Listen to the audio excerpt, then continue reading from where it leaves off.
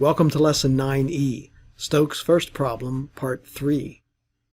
In this lesson, we'll continue our example similarity solution, namely Stokes' first problem. Here we'll finally solve the similarity equation. I'll also review some analytical solutions to some common ODEs. For Stokes' first problem, our solution will be in terms of the error function, and I'll discuss the universal similarity profile. Here's Stokes' first problem from previous lessons. We have an impulsively started wall with these assumptions and approximations. So far, we transformed the problem to similarity variables, which resulted in two ODEs. Solution of this one gave us an expression for delta. Note that C is an arbitrary constant. The second one is rewritten here with these boundary conditions. This is what we want to solve now. But before I solve it, I'll review some solutions to common ODEs. If the ODE is first order and separable, we can separate variables. For example, put all the y terms on the left and all the t terms on the right as we did here. This can easily then be integrated. Here's another example. Again, separating variables and getting an easy solution. For first order linear non-homogeneous ODEs, if you can write it in this form with p and q as functions of x, there's a trick where you multiply each term by an integrating factor given by this exponential term, which again leads to an exact differential that can be solved. For higher order linear homogeneous ODEs with constant coefficients, such as a polynomial type equation like this, we use capital D's to indicate derivatives of any order n, so that this equation can be written as shown here. Then you factor these terms, as in this case, where we get 3 roots. The solution is then a constant times e to one of the roots times x. Here you see these 3 roots with these corresponding 3 exponents. Here's another example where our roots are a and negative a, giving us this equation, which we can rewrite in terms of hyperbolic cosine and hyperbolic sine. If we change this negative to a plus, we get a similar solution, but with I in the exponent, which we can write in terms of cosine and sine instead of hyperbolic cosine and hyperbolic sine. Finally, if you have higher order nonlinear and non-homogeneous ODEs, such as this example, we choose n as the highest order derivative, in this case 3, because of this term, and we define these capital F values so that we can split the equation into n first order equations, one for each f. This typically needs to be solved numerically, where I usually use Runge-Kutta. In this case, we have 3 differential equations that we can solve simultaneously. If you want to learn more about Runge-Kutta, I have a short video that explains how it's used. Now we're ready to solve Stokes' first problem.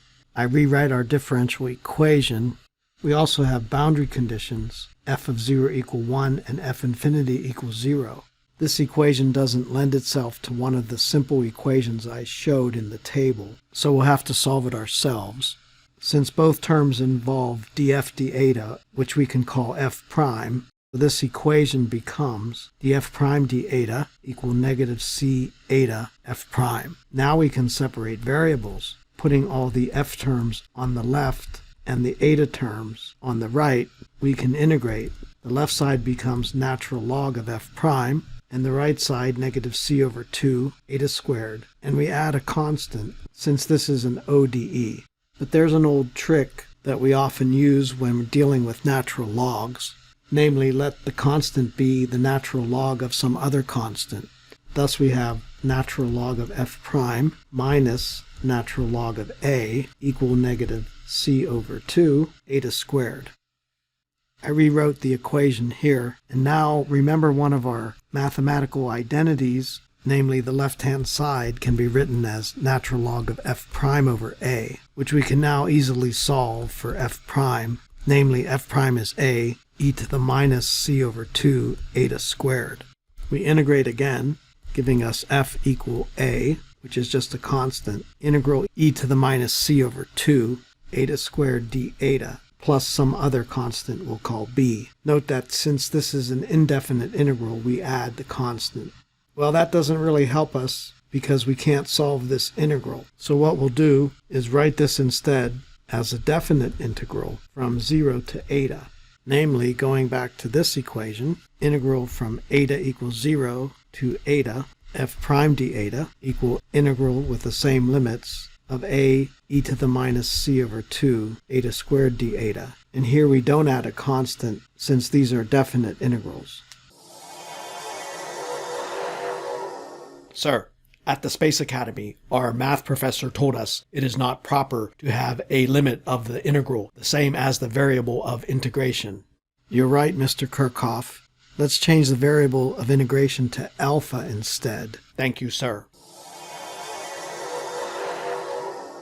We'll rewrite this to be mathematically proper as the integral from alpha equals 0 to eta, f prime of alpha d eta equal integral with the same limits of a e to the minus c over 2 alpha squared d alpha.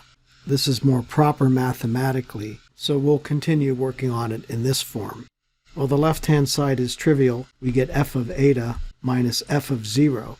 But one of our boundary conditions is that f of 0 is 1. And on the right side, we'll simply move a outside the integral so that we can get an expression for f of eta, which we'll call equation 4.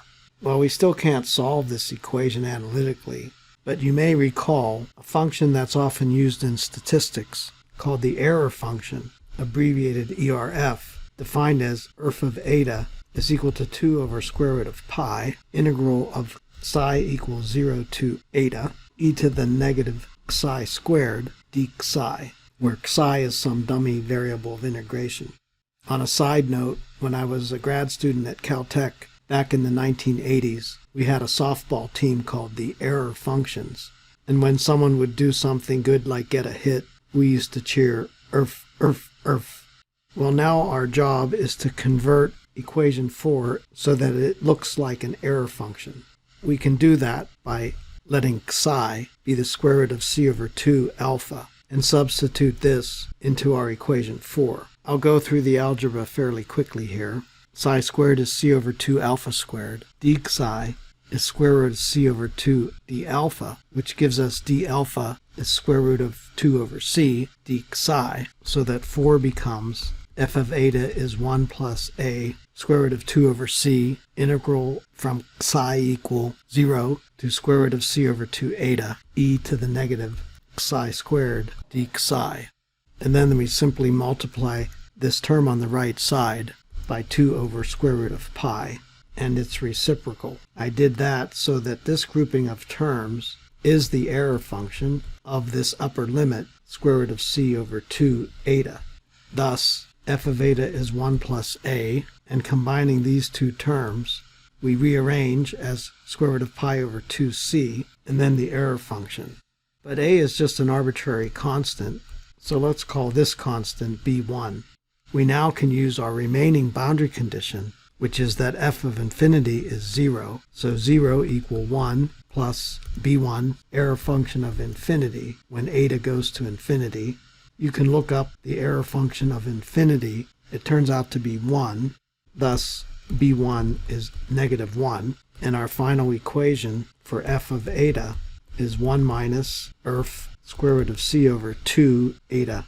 This is our final similarity solution. In similarity variables, one final step is to rewrite this in physical variables, namely y and time. Well, that can be done by recalling that eta is y over delta, or y over square root of 2c nu t.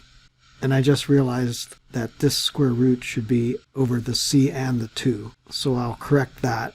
Now let's examine this term in the error function. Square root of c over 2 eta is square root of c over 2 times this grouping of terms, which becomes y over 2 square root of nu t.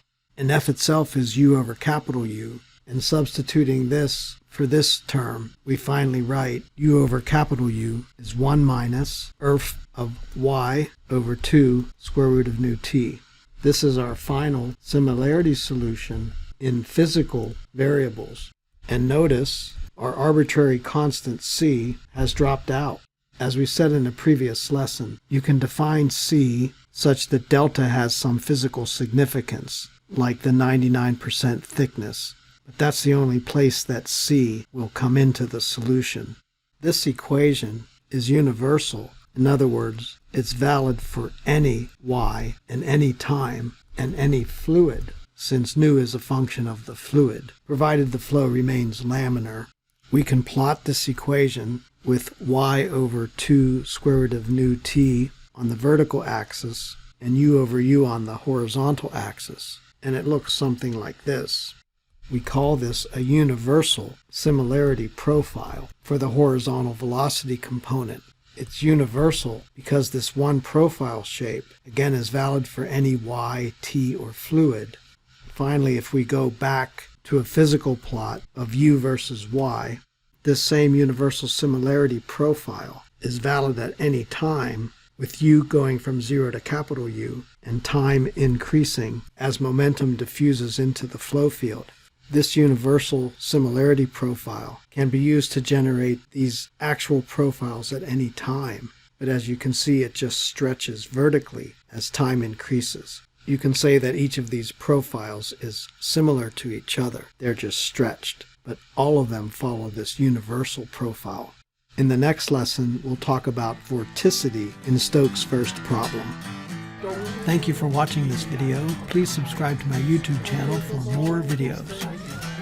1, 2, 3.